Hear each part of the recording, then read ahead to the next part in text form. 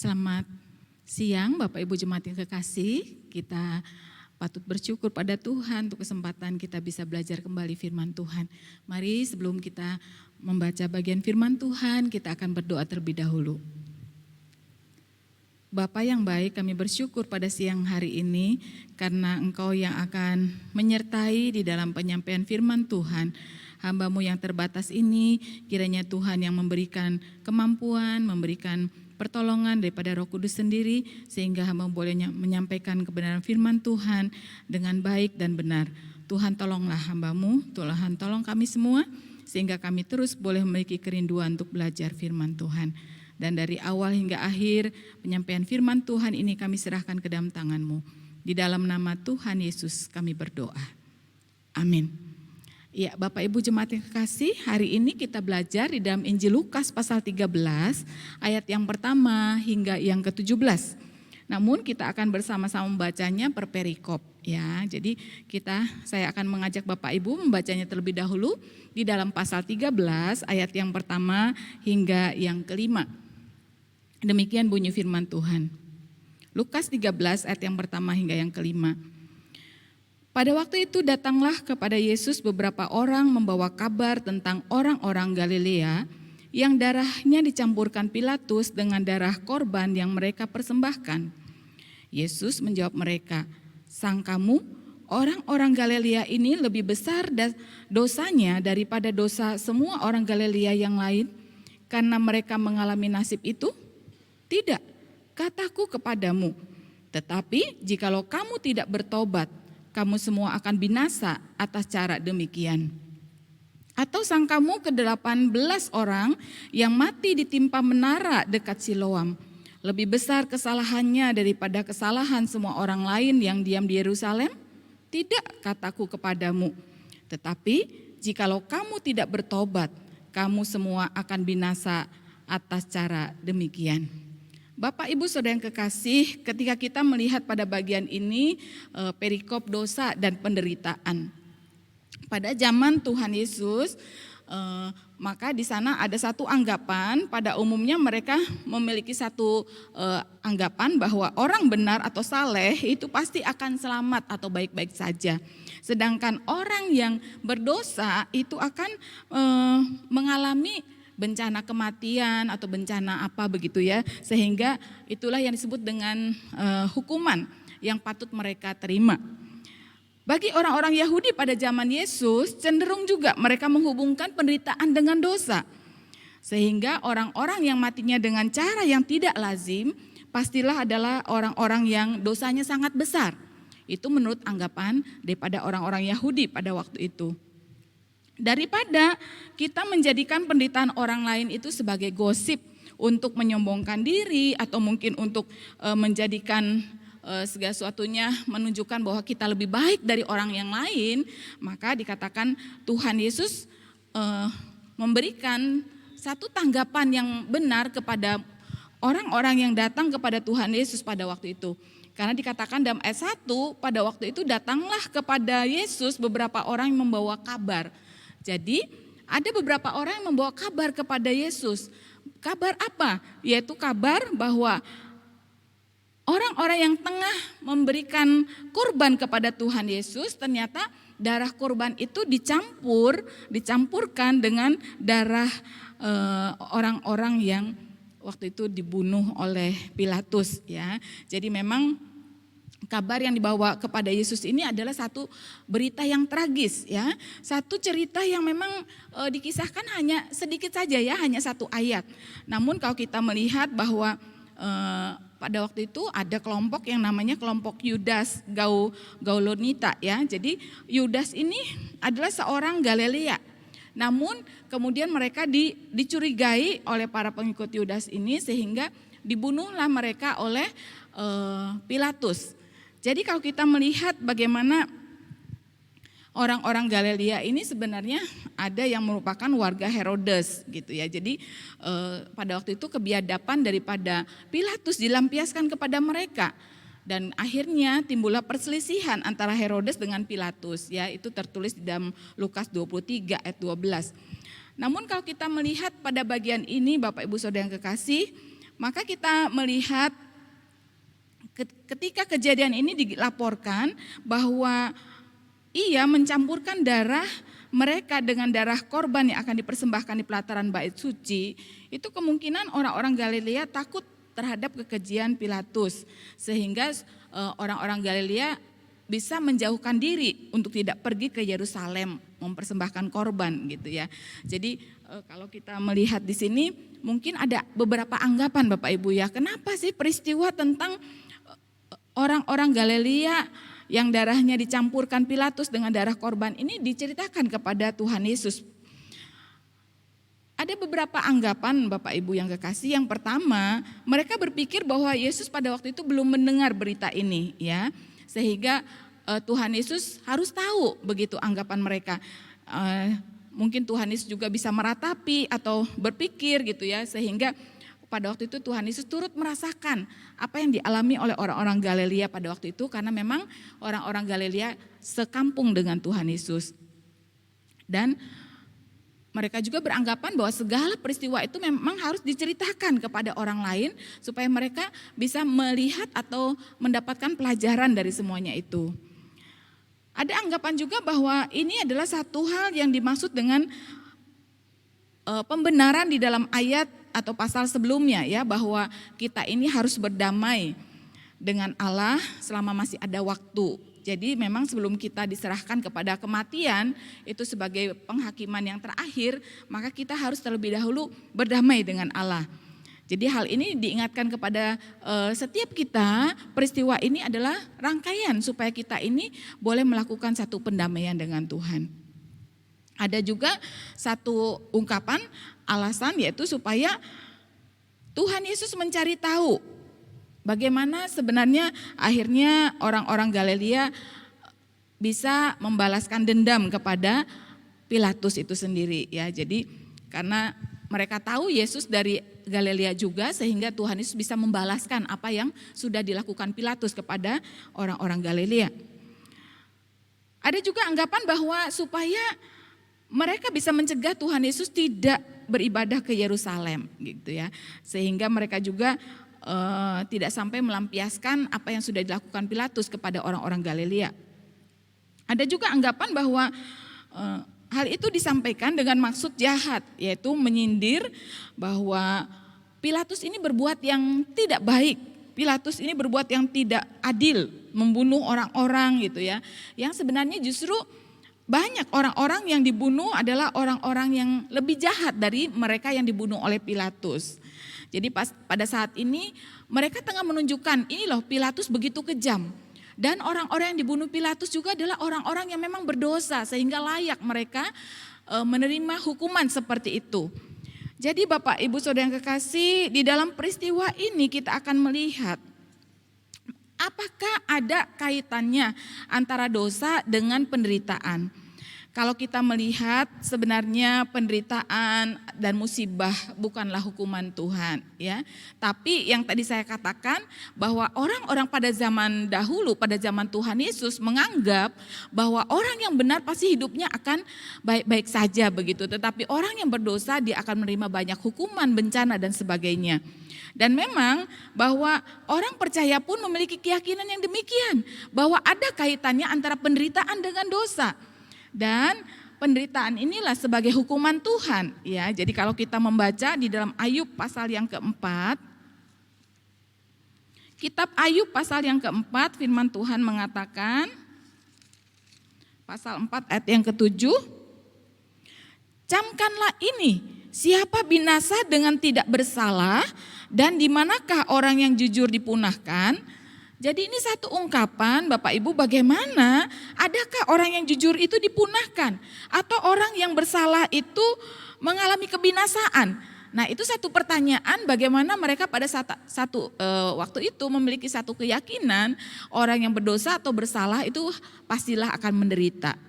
Bahkan kalau kita juga membacanya di dalam Injil Yohanes pasal yang ke-9 ayat yang kedua, di sana dikisahkan ada seorang yang buta sejak lahir. Maka murid-murid Tuhan juga bertanya kepada Yesus, Rabi, siapakah yang berbuat dosa? Orang ini sendiri atau orang tuanya? Sehingga ia dilahirkan buta. Jadi menurut anggapan murid-murid pada waktu itu juga adalah sama, bahwa orang yang berbuat dosa itu pasti hidupnya menderita. Mereka pasti akan menerima hukuman dari Tuhan. Sehingga ketika orang yang buta sejak lahir ini, dia adalah orang yang berdosa sehingga layak dia menerima hukuman kebutaan. Jadi Bapak Ibu Saudara yang kekasih, di dalam kisah ini maka kita melihat apa sih yang menjadi tanggapan Tuhan Yesus di dalam peristiwa ini? Apakah Tuhan Yesus menanggapinya dengan membenarkan apa yang dikatakan oleh orang-orang banyak pada waktu itu?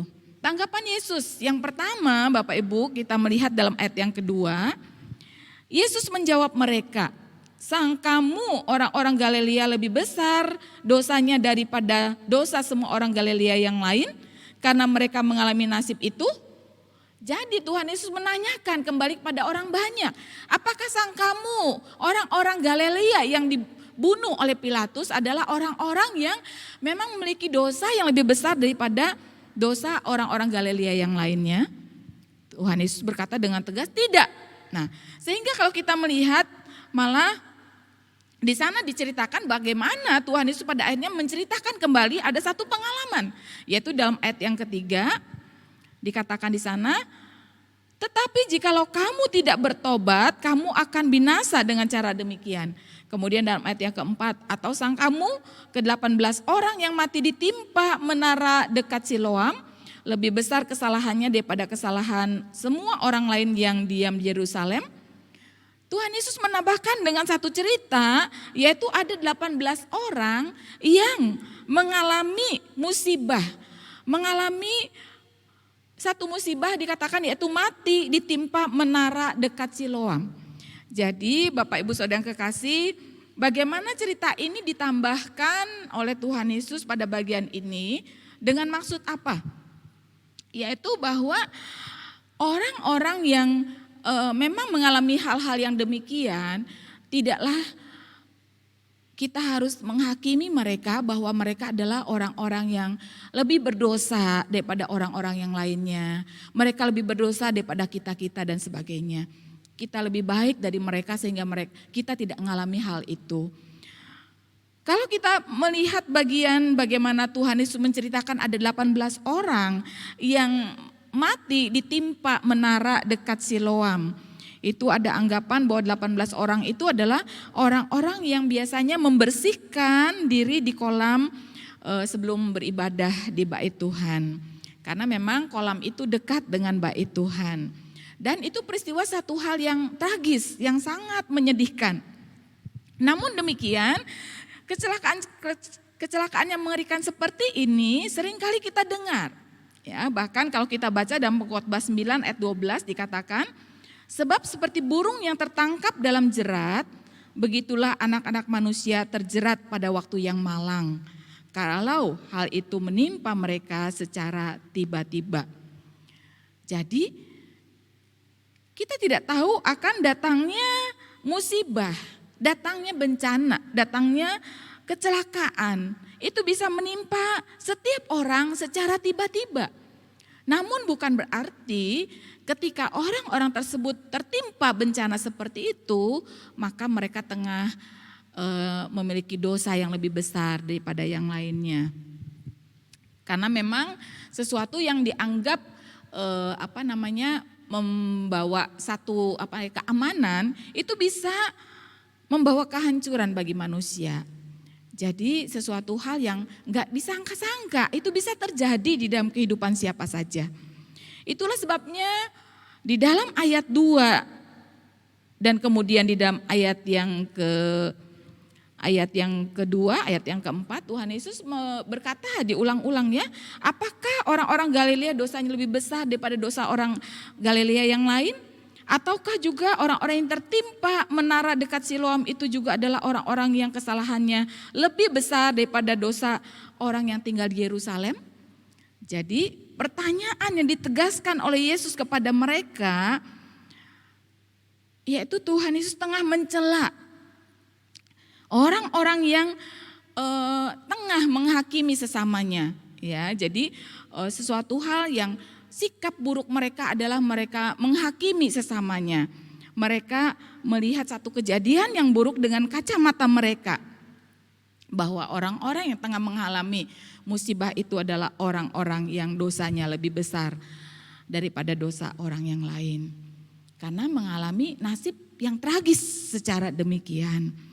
Bapak Ibu Saudara yang kekasih, bukankah pada saat ini juga kita berlaku seperti orang banyak pada zaman Tuhan Yesus? Ketika kita dengar mungkin ada orang-orang yang mati kena tsunami, ada orang-orang yang mengalami atau meninggal karena kecelakaan, ada orang-orang yang mengalami kematian karena mungkin ada bencana alam banjir, tanah longsor dan sebagainya. Ataupun ada orang-orang yang mengalami kematian karena pesawat yang jatuh. Maka kita berkata, oh mereka tengah mendapat hukuman dari Tuhan. Bapak Ibu Saudara yang kekasih, apakah hal itu malah menjadikan kita satu peringatan bahwa setiap kita akan mengalami satu apa yang disebut dengan kematian sebagai satu hal yang akan kita terima.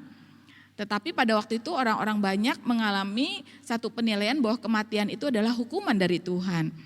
Nah Bapak Ibu yang kekasih, kalau kita melihat apakah tuduhan-tuduhan yang diberikan oleh orang banyak pada waktu itu, Tuhan Yesus tengah mengiyakan apa yang mereka sudah lontarkan. Tentunya dalam hal ini Tuhan Yesus bukannya mendukung atau mengiyakan, tetapi Tuhan Yesus tengah mencela orang-orang yang tengah memberikan penilaian atau penghakiman kepada sesamanya, yaitu yang tengah menilai dirinya lebih baik atau lebih benar daripada orang lain. Karena jangan sampai seperti sahabat-sahabat Ayub, ketika Ayub mengalami pergumulan, maka sahabat-sahabat Ayub mencelanya. Itulah sebabnya biarlah kita tidak menghakimi orang lain. Hakimilah diri sendiri sebelum kita menghakimi orang lain. Bagaimana apapun yang ada dalam diri kita, kalau kita mengasihi sesama kita, tentunya kita tidak mungkin akan menghakimi mereka. Memang wajar ketika ada orang-orang yang mungkin memiliki satu kesalahan atau dosa, dia wajar menerima penghukuman. Tetapi bukan berarti kitalah yang layak memberikan penghakiman itu kepada mereka, bahwa mereka adalah orang-orang yang berdosa. Sehingga pada saat itu Tuhan Yesus menitik beratkan pada ayat yang kelima. Karena Tuhan Yesus sudah berulang-ulang menyatakan apakah mereka lebih berdosa dari kalian atau lebih berdosa daripada kita semua. Sehingga Tuhan Yesus berkata sampai 2 kali ya kata tidak ya dalam ayat yang ketiga dan ayat yang kelima. Bahkan perikop itu ditutup dengan satu pernyataan, tetapi jikalau kamu tidak bertobat, kamu semua akan binasa atas cara demikian. Hal ini diingatkan oleh Tuhan Yesus bahwa setiap kita harus mengalami satu pertobatan. Karena memang hal inilah yang menggugah banyak orang. Di satu sisi ada penghukuman, satu sisi ada penderitaan di dalam setiap penghukuman itu. Itulah sebabnya kita harus mengalami satu pertobatan. Sebelum penghukuman itu datang, sebelum penghukuman itu diterima dan dialami, maka kita harus mengalami satu pertobatan. Supaya apa? Supaya kita tidak binasa dengan cara-cara demikian. Dengan cara seperti yang dialami oleh orang-orang yang mengalami kematian yang tragis, dibunuh oleh Pilatus, ataupun orang-orang yang meninggal tertimpa menara di dekat Siloam. Jadi dengan kata lain hal ini menyerukan satu pertobatan. Sebelum kita mengalami hukuman ataupun sebelum kita menyadari betapa kita ini seorang yang berdosa sama seperti mereka yang dikisahkan di dalam kisah ini, maka kita menyadari kita adalah orang-orang yang juga berdosa sehingga kita harus mengalami pertobatan. Ya. Karena dikatakan dalam ayat 3 dan ayat 5, jikalau kamu tidak bertobat, semua kita akan binasa dengan cara demikian. Jadi ayat ini menunjukkan kepada kita bahwa kita juga pantas menerima kebinasaan seperti mereka. Karena bukankah kita juga sama-sama orang berdosa? Tidak ada di antara kita yang tidak berdosa, setiap kita sama-sama berdosa. Sehingga kita wajib juga akan menerima penderitaan itu. Jadi jangan sampai kita mengalami kebinasaan seperti yang mereka alami. Dan Tuhan Yesus mengingatkan di sana bahwa kita semua juga adalah orang-orang berdosa. Bukan hanya orang-orang yang pada saat ini menerima penghukuman karena mereka matinya dibunuh oleh Pilatus ataupun matinya karena tertimpa menara, tetapi justru kita semua juga adalah orang-orang yang berdosa. Dan ketika kita menyadari bahwa kita semua adalah orang berdosa, maka kita harus bertobat. Kita harus bertobat. Bukannya kita menghakimi orang lain, tetapi kita harus bertobat. Kita semua harus bertobat, yaitu dalam arti kita harus menyesali setiap kesalahan kita dan berusaha untuk meninggalkannya dan memperbaiki apa yang menjadi kesalahan itu. Bertobat artinya adalah perubahan ya, 180 derajat ya, bahwa kita harus berubah. Satu pertobatan yang bukan hanya kita mengakui kesalahan kita, menyesali dosa kita, tetapi tinggalkan dosa itu. Dan kemudian kita juga percaya kepada Tuhan Yesus yang sanggup memberikan pengampunan dan bahkan sanggup memberikan kehidupan yang kekal. Itulah sebabnya Tuhan Yesus memberikan satu peringatan yang tegas tentang penghakiman Allah yang akan dialami ketika setiap orang yang tidak bertobat. Pertobatan itu adalah suatu hal yang harus dikerjakan, sesuatu hal cara yang pasti supaya kita menghindari diri kita daripada kebinasaan itu sendiri. Yesus juga mengingatkan kepada kita semua untuk bertobat. Karena apa? Karena kerajaan Tuhan semakin dekat. Itulah sebabnya melalui perikop ini, saudaraku yang kekasih, jangan sampai kita juga menilai setiap kejadian yang mengerikan itu sebagai hukuman Tuhan. Tetapi kita didorong untuk terus bertobat, untuk terus memperbaharui diri kita. Sebab jika itu tidak kita lakukan, maka kita akan mengalami nasib yang sama seperti orang-orang yang diceritakan di dalam ayat 1 hingga yang kelima ini. Dan kita tahu bahwa penderitaan dan musibah hendaknya dijadikan kita kesempatan untuk kita bertobat ya. Kita harus berkaca dan bahkan berusaha mendandani diri kita. Dan itu dianggap sebagai satu peringatan yang dini tentang pengadilan Allah yang akan menimpa setiap kita. Itulah sebabnya kita harus bertobat dan kemudian kita harus berubah, bahkan kita harus berbuah. Itulah sebabnya di dalam ayat yang ke-6 sampai dengan ke-9 demikian bunyi firman Tuhan. Lalu Yesus mengatakan perumpamaan ini, seorang mempunyai pohon ara yang tumbuh di kebun anggurnya, dan ia datang untuk mencari buah pada pohon itu, tetapi ia tidak menemukannya. Lalu ia berkata kepada pengurus kebun anggur itu, sudah 3 tahun aku datang mencari buah pada pohon ara ini, dan aku tidak menemukannya. Tebanglah pohon ini, untuk apa ia hidup di tanah ini dengan percuma? Jawab orang itu, Tuhan, biarkanlah dia tumbuh tahun ini lagi, karena aku akan mencangkul tanah sekelilingnya dan memberi pupuk kepadanya. Mungkin tahun depan ia berbuah, jika tidak tebanglah ia. Bapak Ibu Saudara yang kekasih, satu perumpamaan yang digambarkan oleh Tuhan Yesus yang sebenarnya ketika kita sebagai orang-orang yang berdosa, kita harus bertobat. Dan ketika kita bertobat, di dalam pertobatan itu harus disertai dengan satu kehidupan yang bertumbuh dan berbuah.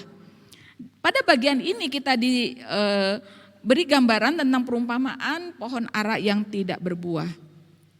Karena di dalam ayat sebelumnya dikatakan jika kamu tidak bertobat, kamu semua akan binasa dengan cara demikian. Jadi jika kita tidak diperbaharui, kita tidak mengalami satu pertobatan, kita akan mengalami kehancuran, dihancurkan seperti pohon ara yang tidak berbuah, maka akan ditebang. Perumpamaan ini merujuk kepada bangsa dan umat Yahudi. Bagaimana Allah memilih mereka sebagai umat kepunyaannya. menjadikan mereka umat yang begitu dekat dengan Tuhan. Dan juga mereka diberi kesempatan istimewa untuk mengenal dan melayani Tuhan melebihi bangsa-bangsa lain. Namun mereka hanya melakukan satu ketaatan atau kewajiban dan seolah-olah mereka melakukannya itu hanya sebagai satu hal yang wajib saja.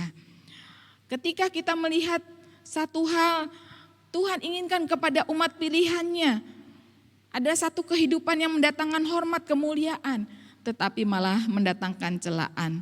Itulah sebabnya bagaimana perumpamaan tentang buah ara yang tidak berbuah ini, itu semua menggugah setiap kita untuk bisa menikmati sarana anugerah, yaitu segala hak-hak istimewa yang Tuhan berikan kepada kita yang percaya kepadanya. Kalau kita melihat bagaimana kisah seorang yang mempunyai pohon ara yang tumbuh di kebun anggur, dan kemudian ia datang untuk mencari buahnya, tetapi tidak menemukannya. Sebenarnya kalau kita melihat ketika buah ara itu ditanam di kebun anggur, itu dia sudah memiliki satu keuntungan daripada buah ara yang lain. Karena apa? Dia ditanam di kebun anggur. Sehingga dia lebih dirawat, lebih dijaga daripada pohon-pohon ara yang lain. Namun yang terjadi adalah pohon ara itu malah tidak berbuah. Jemaat Tuhan bisa sebagai kebun anggurnya. Dan kita pribadi-pribadi ini adalah pohon aranya. Sekalipun kita ditanam di kebun anggurnya, kita masih tetap tidak bisa berbuah. Kalau kita memperhatikan hal ini Bapak Ibu Saudara yang kekasih, maka harapan daripada si pemilik kebun anggur atau pemilik daripada pohon anggur itu adalah supaya pohon ara itu berbuah. Ia datang mencari buah pada pohon ara itu, tetapi apa yang diharapkannya adalah mengecewakan. Pohon ara itu tidak menghasilkan buah, bahkan selama 3 tahun lamanya dikatakan pohon ara itu tidak berbuah. Bapak Ibu Saudara yang kekasih, Bapak di surga mengharapkan kita semua menghasilkan buah. Kita menikmati apa yang sudah diberikan melalui Injil Tuhan. Namun ketika Injil itu diberitakan, kita bukannya mengalami pertumbuhan, tetapi malah kita kadang-kadang menyia-nyiakan Injil itu sendiri, sehingga Injil itu tidak memberikan pertumbuhan. Sudah 3 tahun dikatakan pemilik daripada anggur itu ya, pemilik kebun anggur itu datang, tetapi kemudian dia tidak menemukan bahwa pohon ara itu menghasilkan buah. Kekecewaan yang ia temukan karena tidak menemukan apa-apa. Ia akhirnya mengeluh kepada pengurus kebun anggur. Dikatakan, aku datang mencari buah, tapi aku kecewa. Aku tidak menemukan buah itu. Sehingga dikatakan, tebanglah pohon itu. Tetapi apa yang menjadi tanggapan daripada pengurus kebun anggur itu? Maka dia katakan, Tuhan beri kesempatan tahun depan. Siapa tahu tahun depan ia berbuah. Bagaimana pemilik kebun anggur ini sudah lama menunggu. Ia mengharapkan buah. Demikian juga kalau kita perhatikan gambaran daripada satu kesabaran yang Tuhan berikan. Tuhan Yesus memberikan begitu anugerahnya, kesabarannya, sehingga setiap orang boleh mengalami satu pertobatan. Mungkin itu ada satu hal yang menyakitkan ketika banyak orang yang menyangka bahwa dirinya sudah bertobat, tetapi ternyata belum menghasilkan buah-buah daripada pertobatan itu sendiri. Sehingga Tuhan katakan biarlah setiap orang atau setiap pohon yang tidak berbuah ditebang. Setiap orang yang sudah bertobat tetapi tidak menghasilkan buah pertobatan itu, maka sebaiknya dia akan ditebang. Memang sesuatu hal yang menyakitkan akan terjadi. Hukuman akan menimpa, yaitu ditebangnya pohon itu. Tidak ada harapan lagi, saudaraku yang kekasih, ketika sebuah pohon yang tidak berbuah pasti akan ditebang karena tidak ada gunanya. Itulah sebabnya harapan daripada pengurus kebun anggur adalah biarkanlah dia tumbuh tahun ini lagi, supaya dia akan memberikan pupuk sekelilingnya dan mencangkul tanah di sekelilingnya pula. Tetapi pada saat tahun depan jika tidak berbuah, maka tebanglah. Jadi Bapak Ibu yang kekasih, pohon yang tidak berbuah memang sebaiknya diberi kesempatan selama waktu lagi untuk bisa berbuah. Tetapi ternyata ketika kesempatan itu sudah diberikan, tidak lagi digunakan dengan baik, maka kesempatan itu tidaklah mungkin diberikan kembali. Kita pada saat ini tengah hidup di zaman anugerah. Anugerah di mana kita diberi kesempatan untuk kita bertobat. Untuk kita kemudian memberikan buah daripada pertobatan itu sendiri. Tetapi kadang-kadang kita tidak menggunakan kesempatan itu. Sebenarnya kita tahu ya, kalau kita adalah orang-orang yang berdosa, kita harusnya cepat-cepat ditebang, dihabiskan ya. Tetapi kita melihat ada pengantara agung, ada pengusaha kebun anggur itu ya, yaitu yang digambarkan sebagai pengusaha kebun anggur, pengantara yang agung, yaitu Tuhan Yesus yang memberikan anugerah itu dan memohon kepada Bapa yang di surga supaya tidak segera diberikan hukuman. Tetapi ada saatnya Bapak Ibu Saudara yang kekasih, kesabaran Allah Bapa itu habis. Sehingga dikatakan Allah tidak lagi berbelas kasihan dan memberikan kesempatan untuk kita memberikan hasil daripada pertobatan itu. Sehingga dikatakan jika ia tidak berbuah, tebanglah. Maka di dalam perikop ini sebenarnya Bapak Ibu ada kaitannya dengan ayat di atas. Karena dalam ayat yang ke-6 dikatakan lalu Yesus mengatakan perumpamaan ini. Jadi apa hubungannya sebenarnya dengan ayat yang di atas, yaitu dengan dosa dan penderitaan. Gambaran daripada orang-orang Galilea yang dibunuh oleh Pilatus. Pada saat ini kita melihat bahwa perumpamaan ini tengah mengajarkan bahwa sebenarnya ada konteks historis mengenai perbuatan Pilatus yang mengerikan, yaitu yang mencampurkan darah orang Galilea dengan darah korban persembahan mereka. Dan juga orang-orang Galilea yang lebih besar dosanya daripada dosa orang yang lain dan seterusnya. Nah pada saat ini kita akan melihat bahwa Tuhan Yesus menginginkan bahwa pendengarnya itu bertobat ya dan mengikuti panggilan melalui pohon ara yang tidak berbuah ini. Apa sebenarnya yang diajarkan dalam perumpamaan ini? Di dalam konteks ini Bapak Ibu yang kekasih, kita bisa melihat bahwa orang-orang Galilea yang dibunuh oleh Pilatus dan 18 penduduk yang tertimpa menara, sebenarnya Yesus tengah memberitahukan pada pendengarnya bahwa kesabaran Allah itu bisa berakhir pada hari penghakiman jika setiap orang berdosa tidak bertobat. Jadi inti daripada perumpamaan ini adalah ketika kita melihat ada waktu yang diberikan Tuhan kepada kita untuk bertobat dan waktu anugerah itu sudah habis, maka penghukuman itu pasti akan dilangsungkan. Jadi waktu yang diberikan Allah itu adalah sebagai periode anugerah yang harus direfleksikan sebagai kasih Allah kepada manusia. Dan manusia menggunakan itu sebagai satu kesempatan untuk menghasilkan buah daripada pertobatan itu sendiri. Tetapi ternyata manusia tidak menghasilkan buah pertobatan itu sendiri. Sehingga dikatakan haruslah ditebang, haruslah dia menerima penghukuman daripada Allah itu sendiri. Jadi penghukuman Allah ada saatnya tidak bisa terhindarkan lagi. Karena ketika setiap kita manusia tidak lagi menggunakan kesempatan anugerah itu, maka penghukuman Allah pasti akan diterima. Itu kita akan lanjutkan di dalam ayat yang ke-10 hingga yang ke-17. Pada satu kali Yesus sedang mengajar dalam salah satu rumah ibadat pada hari raya Sabat. Di situ ada seorang perempuan yang telah 18 tahun dirasuk roh sehingga ia sakit sampai bungkuk punggungnya dan tidak dapat berdiri lagi dengan tegak. Ketika Yesus melihat perempuan itu, ia memanggil dia dan berkata kepadanya, "Hai ibu, penyakitmu telah sembuh." Lalu ia meletakkan tangannya atas perempuan itu dan seketika itu juga berdirilah perempuan itu dan memuliakan Allah. Tetapi kepala rumah ibadat itu gusar karena Yesus menyembuhkan orang pada hari Sabat. Lalu ia berkata kepada orang banyak, "Ada 6 hari untuk bekerja. Karena itu datanglah pada salah satu hari itu untuk disembuhkan dan jangan pada hari Sabat.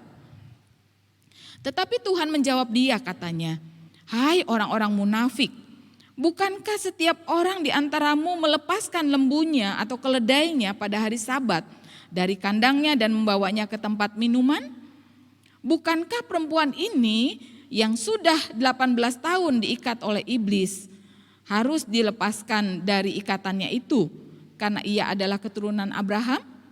Dan pada waktu ia berkata demikian, semua lawannya merasa malu dan semua orang banyak bersuka cita karena segala perkara mulia yang telah dilakukannya. Bapak, Ibu, Saudara yang kekasih, kita melihat pada bagian ini, yaitu dikatakan Tuhan Yesus memberikan satu penyembuhan di hari Sabat.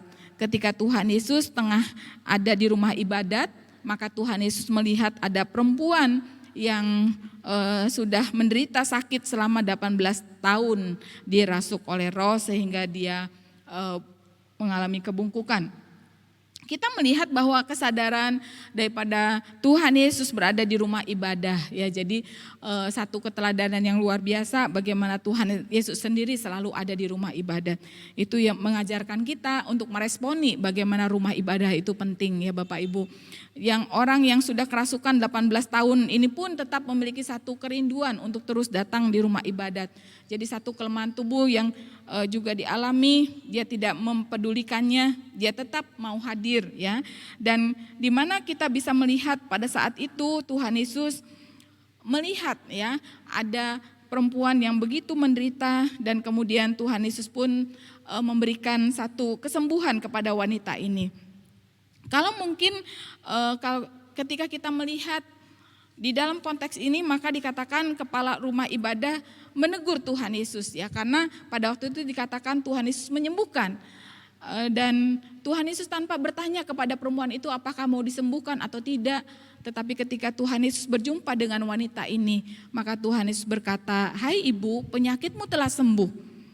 Jadi nampaknya Tuhan Yesus memang tidak memberikan permintaan apapun, ataupun wanita ini tidak meminta apapun kepada Tuhan Yesus atau mengharapkan sesuatu kepada Tuhan Yesus. Namun pada bagian ini kita bisa melihat Tuhan Yesus memanggil untuk perempuan itu datang kepadanya. Karena Tuhan Yesus sanggup memberikan kelegaan. Selama 18 tahun wanita ini menderita, dirasuk oleh roh iblis, roh jahat. Tetapi kemudian Tuhan Yesus memberikan kelegaan, memberikan kesembuhan dan memberikan pertolongan kepada ibu ini.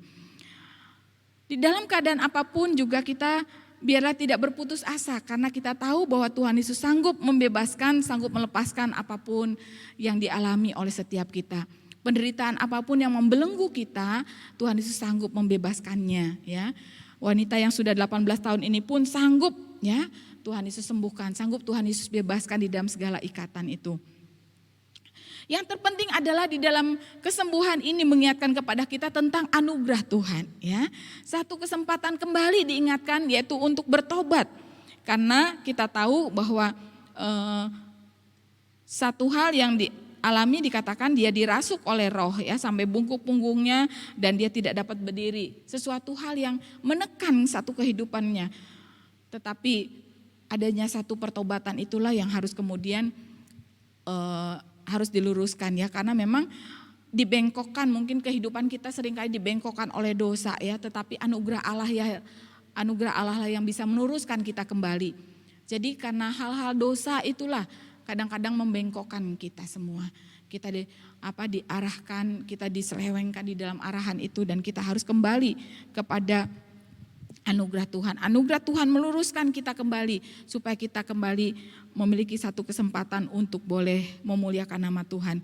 Karena dikatakan di dalam ayat 17 mereka akhirnya bersuka cita karena segala perkara yang mulia telah dilakukannya. Jadi kepada wanita yang sudah 18 tahun ini dibengkokkan karena dosanya, tetapi segala perkara yang mulia dilakukannya kepada wanita ini. Jadi itulah anugerah Tuhan. Bapak Ibu Saudara yang kekasih, siapakah kita yang pada saat ini kita diberikan juga kesempatan untuk kita melihat anugerah Tuhan yang besar. Tetapi kadangkala kita berpikir, mengapa hal itu dilakukan kepada orang itu mungkin ya, orang itu tidak layak menerima anugerah Tuhan. Namun kita tidak menyadari siapakah kita ya. Sama seperti kepala rumah ibadah itu. Rumah ibadah itu kemudian memberikan satu pertanyaan ya. Mengapa Tuhan Yesus menyembuhkan wanita itu pada hari Sabat? Bukankah ada 6 hari bekerja? Demikian juga sebenarnya Tuhan Yesus bisa mengatakan kepada wanita itu untuk datang pada hari yang lain. Jangan pada hari Sabat Tuhan Yesus menyembuhkannya. Tetapi dengan keras Tuhan Yesus berkata bahwa hai kamu orang munafik. Mengapa Tuhan Yesus mengatakan kepada kepala rumah ibadat ini adalah orang munafik? Ya, jadi sebenarnya pemimpin ataupun kepala rumah ibadah ini dia sedang memperhatikan bahwa Tuhan Yesus ini menyembuhkan orang pada hari Sabat ya. Kepala rumah ibadat ini tengah memperhatikan betapa hukum-hukum Tuhan yang harus ditegakkan begitu ya, yang harus ditaati, jangan sampai mungkin dilanggar begitu. Tetapi kemudian dia melihat bahwa Tuhan Yesus tengah melanggar hukum Tuhan. Itulah sebabnya bagaimana sebenarnya dikatakan kepada rumah ibadat itu adalah orang munafik. Karena kepala rumah ibadat ini tengah memperhatikan apa yang diperbuat oleh Tuhan Yesus, tetapi pelanggarannya dia sendiri tidak diperhatikan. Jadi dia tengah melihat pelanggaran yang Yesus lakukan, tetapi pelanggaran yang dilakukan dirinya sendiri tidaklah diperhatikan. Itulah sebabnya Tuhan Yesus berkata, hai orang munafik. Jadi jangan sampai kita bisa menilai kesalahan orang lain, tapi kita tidak bisa melihat kesalahan diri kita sendiri, gitu ya. Apalagi ketika kita tidak menyadari bahwa bukankah di dalam hukum Tuhan yang terpenting adalah tentang kasih, ya. Kalau kita perhatikan di dalam Injil Matius pasal 22, Injil Matius pasal yang ke-22 ayat yang ke-34 sampai dengan yang ke-40, maka di sana kita diingatkan tentang hukum yang terutama. Ketika orang Farisi mendengar bahwa Yesus membuat orang-orang Saduki bungkam, maka berkatalah mereka, ahli Taurat bertanya kepada Yesus untuk mencobai dia, "Guru, hukum manakah yang terutama dan dalam hukum Taurat?" Jawab Yesus kepadanya, "Kasihilah Tuhan Allahmu dengan segenap hatimu dan dengan segenap jiwamu dan dengan segenap akal budimu. Itulah hukum yang terutama dan yang pertama. Dan hukum yang kedua yang sama dengan itu ialah kasihilah sesama manusia seperti dirimu sendiri. Pada kedua hukum inilah tergantung seluruh hukum Taurat dan kitab para nabi." Sebenarnya kalau kepala rumah ibadat menyadari hal ini, ingat apa yang dikatakan oleh Tuhan Yesus, bahwa di dalam hukum Taurat adalah di sana diajarkan sesuatu yang terdalam, yaitu tentang kasih. Hukum Taurat di dalamnya ada hukum kasih, ya, kasihi Tuhan Allahmu dan kasihilah sesama manusia. Jadi sebenarnya Tuhan Yesus memang begitu mengasihi manusia, dia mau menyelamatkan manusia daripada gangguan iblis. Jadi wanita yang sudah menderita 18 tahun ini karena gangguan iblis ya, maka Tuhan Yesus mau melepaskannya ya, karena Tuhan Yesus yang menjadi prioritas Tuhan Yesus adalah kasih. Tuhan Yesus mengasihi wanita ini sehingga kita bisa melihat seluruh tuntutan hukum Taurat adalah kasih. Namun kepala rumah ibadat tidak ingat akan hal itu ya. Jadi sebenarnya ketika Tuhan Yesus menyembuhkan orang sakit, itu adalah satu amanat kasih ya. Tuhan Yesus tengah menunjukkan kasih kepada orang yang berdosa. Tuhan Yesus menunjukkan kasih kepada orang yang menderita itu. Jadi hari Sabat bukanlah semata-mata di mana hari Tuhan, di mana hari itu adalah hari untuk memuji, memuliakan Tuhan. Setiap orang tidak boleh bekerja dan sebagainya. Seperti yang dikatakan dalam Keluaran 20 ayat 10. Hari ketujuh adalah hari Sabat Tuhan Allahmu, maka janganlah melakukan satu pekerjaan. Jadi semata-mata hukum adalah hukum dan tidak boleh kita mempermainkan hukum, karena ketika kita mempermainkan hukum atau melanggar hukum adalah dosa. Tetapi tidaklah demikian, karena hukum Taurat itu sendiri dikatakan di sana diajarkan tentang sesuatu yang lebih mendasar, yaitu hukum kasih. Kasih kepada Tuhan dan kasih kepada sesama. Itulah sebabnya bagaimana dengan tegas Tuhan Yesus berkata kepada kepala rumah ibadat itu, "Hai orang munafik, bukankah setiap orang di antaramu melepaskan lembunya dan atau keledainya pada hari Sabat dari kandangnya dan membawanya ke tempat minuman? Bukankah perempuan yang sudah 18 tahun diikat iblis harus dilepaskan dari ikatannya karena ia juga adalah keturunan Abraham?" Jadi Bapak Ibu yang kekasih, dengan kata lain, wanita ini keturunan Abraham adalah keturunan di mana dia juga harus atau punya kesempatan untuk menerima belas kasih Tuhan, untuk menerima anugerah Tuhan, untuk menerima keselamatan, kesembuhan daripada Tuhan, untuk menerima karya Tuhan yang begitu besar. Sehingga pada waktu itu Tuhan Yesus menggunakan kesempatan itu dengan baik. Tuhan Yesus menunjukkan kasih-Nya kepada wanita yang sudah diikat oleh roh jahat selama 18 tahun. Dan Tuhan Yesus menyatakan anugerah-Nya yang besar. Sehingga dikatakan orang banyak bersuka cita karena perkara yang mulia yang telah dilakukannya. Orang-orang banyak tengah menunjukkan bahwa Yesus tengah melakukan pelanggaran terhadap hari Sabat. Tetapi justru pada waktu itu semua lawannya menjadi malu. Mereka dibungkamkan oleh perkataan Yesus dan mereka semua tidak bisa membela diri. Karena apa? Kadang-kadang perasaan malu itu tidak mendatangkan pertobatan, malah mendatangkan kegeraman dan amarah. Tetapi justru pada saat itu Tuhan Yesus tengah memperlihatkan bahwa bukanlah kegeraman, bukanlah satu hal yang menunjukkan kesalahan orang lain atau kesalahan daripada Tuhan Yesus. Tetapi yang sebenarnya adalah apakah ada kasih di dalam kehidupan mereka.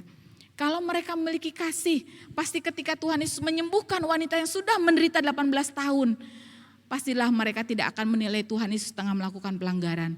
Karena mereka tahu ketika wanita itu mengalami pembebasan, wanita itu menjadi tegak kembali, wanita itu dibebaskan, maka tentunya orang yang memiliki kasih, dia akan turut bersuka cita.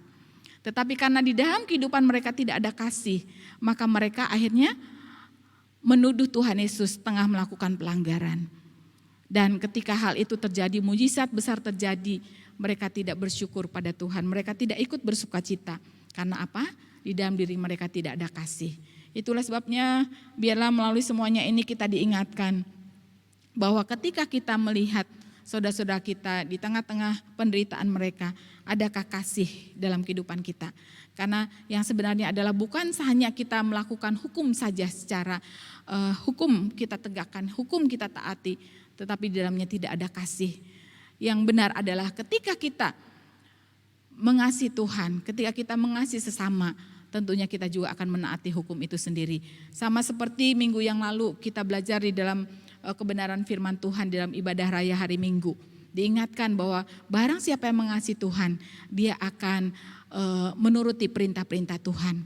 Ketika kita mengasihi Tuhan, bukan semata-mata kita hanya menaati perintah itu, tetapi kita juga akan melakukannya dan kita akan menjadi sesuatu pribadi yang tidak merasa berat, tidak merasa tertekan dengan segala tuntutan yang ada di dalamnya. Karena kita tahu kita mengasihi Tuhan, maka kita mau mentaati firman itu. Bukan berarti Tuhan Yesus pun tidak mengasihi hukum-hukum yang ada. Tuhan Yesus sangat mengasihi hukum, tetapi kembali Tuhan ingatkan bahwa hukum Taurat di dalamnya adalah adanya kasih kepada Tuhan, juga kasih kepada sesama. Biarlah firman Tuhan ini boleh mengingatkan kita semua bahwa sebenarnya yang Tuhan tuntut adalah satu pertobatan. Dan dalam pertobatan itu dihasilkan buah pertobatan itu sendiri. Dan kemudian kita boleh menunjukkan hidup kita di dalam kasih kepada Tuhan dan kasih kepada sesama. Biarlah hal ini boleh meneguhkan setiap kita menjadi anak-anak Tuhan yang terus memberikan satu kehidupan yang berarti. Bukan menjadi orang-orang yang terus memberikan penghakiman, statement kepada orang-orang di sekitar kita. Tetapi kita boleh berkaca pada diri kita, apakah kita juga adalah orang-orang yang patut menerima hukuman itu. Biarlah kita boleh melakukan pertobatan yang benar kepada Tuhan. Dan setelah kita melakukan pertobatan yang benar, kita boleh menghasilkan buah pertobatan itu sendiri. Dan ketika kita sudah menunjukkan buah itu, biarlah dalam kasih kita, dalam kehidupan kita hari lepas hari, kita juga menunjukkan kasih kita kepada Tuhan dan kepada sesama. Amin untuk firman Tuhan. Dan sebentar sore hari kita juga akan mendengarkan pendamaan Alkitab yang disampaikan oleh Bapak Penatua Insinyur Rinda Haryanto. Biarlah hal itu lebih kita akan lebih disegarkan kembali, lebih banyak hal-hal yang akan ditambah-tambahkan ya, karena kita terus akan rindu belajar dan firman itu akan terus disempurnakan di dalam Roh Kudus-Nya. Amin. Kita akan berdoa bersama-sama. Bapak, terima kasih kalau kami boleh kembali belajar firman Tuhan. Banyak kekurangan di sana sini ya Tuhan, tetapi kiranya Engkau yang akan menyempurnakan semuanya. Karena kami tahu Tuhan, ketika kami rindu belajar firman Tuhan, Engkau pun yang akan terus menyempurnakannya bagi kami semua. Roh Kudus yang akan menolong kami, Roh Kudus akan menuntun kami hari lepas hari, untuk kami bukan hanya rindu belajar firman Tuhan, tetapi juga kami rindu melakukannya. Terpujilah nama Bapa, kami bersyukur pada siang hari ini, menyerahkan jam penyampaian sore hari nanti juga ke dalam tangan-Mu. Di dalam nama Tuhan Yesus kami berdoa. Amin. Selamat siang Bapak Ibu, Tuhan memberkati.